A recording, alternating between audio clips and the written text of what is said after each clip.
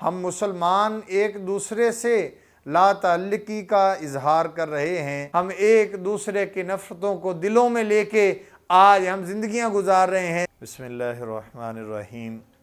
میرے عزیز محترم بھائیو دوستو، آج ہم دن بدن دیکھتے جا رہے ہیں کہ مسلمان پستی کا شکار ہو رہے ہیں، مسلمان دن بدن زوال کی طرف جا رہے ہیں۔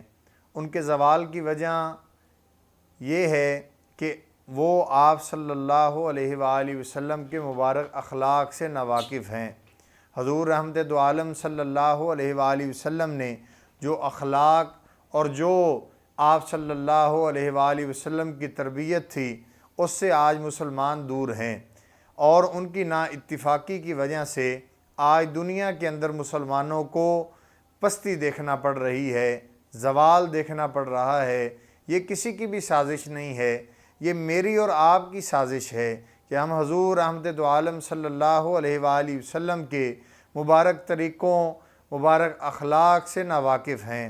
میرے عزیز محترم بھائیو دوستو، اللہ کے نبی صلی اللہ علیہ وآلہ وسلم ہمیں ایک امت بنا کے گئے ہیں اور ہمیں ایک درس دے کے گئے ہیں کہ تم ایک ایسی امت ہو جو لوگوں کو جوڑنے والی ہو، اور ہمارا حال یہ ہے، ہم مسلمان ایک دوسرے سے لا تعلقی کا اظہار کر رہے ہیں، ایک دوسرے سے ہم نے تعلق کو توڑا ہوا ہے، ایک دوسرے کی نفرت اور بغض کو ہم دلوں میں لے کے ہم اللہ کے قریب ہونا چاہتے ہیں۔ میرے عزیز محترم بھائی دوستو، اللہ کے نبی صلی اللہ علیہ وآلہ وسلم نے ارشاد فرمایا، صحابہ بیٹھے ہوئے تھے، صحابہ سے فرمایا کہ میں تمہیں بتاؤں کہ دین کا سب سے مضبوط عمل کون سا ہے؟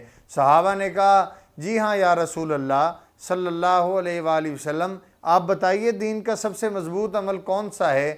تو اللہ کے نبی صلی اللہ علیہ وآلہ وسلم نے صحابہ سے پوچھا کہ آپ بتائیے آپ کی نظر میں دین کا سب سے مضبوط عمل کون سا ہے؟ صحابہ نے کہا یا رسول اللہ صلی اللہ علیہ وآلہ وسلم، ہمارے نزدیک تو دین کا سب سے مضبوط عمل نماز ہے۔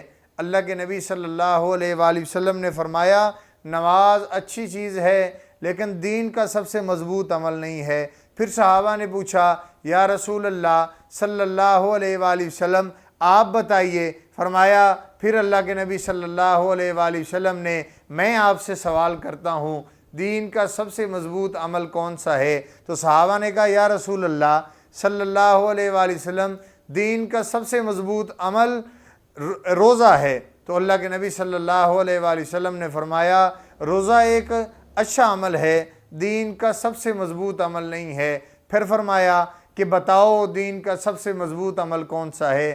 صحابہ نے کہا یا رسول اللہ صلی اللہ علیہ وآلہ وسلم دین کا سب سے مضبوط عمل جو ہے وہ زکوٰۃ ہے۔ فرمایا نہیں، زکوٰۃ اچھا عمل ہے، دین کا سب سے مضبوط عمل نہیں ہے۔ پھر فرمایا کہ بتاؤ اور کون سی چیز تمہارے نزدیک دین کا سب سے مضبوط عمل ہے؟ تو صحابہ نے کہا کہ حج۔ فرمایا حج اچھا عمل ہے لیکن سب سے مضبوط عمل نہیں ہے۔ تو اللہ کے نبی صلی اللہ علیہ وآلہ وسلم سے صحابہ فرمانے لگے یا رسول اللہ صلی اللہ علیہ وآلہ وسلم آپ فرما دیجئے کہ دین کا سب سے مضبوط عمل کون سا ہے؟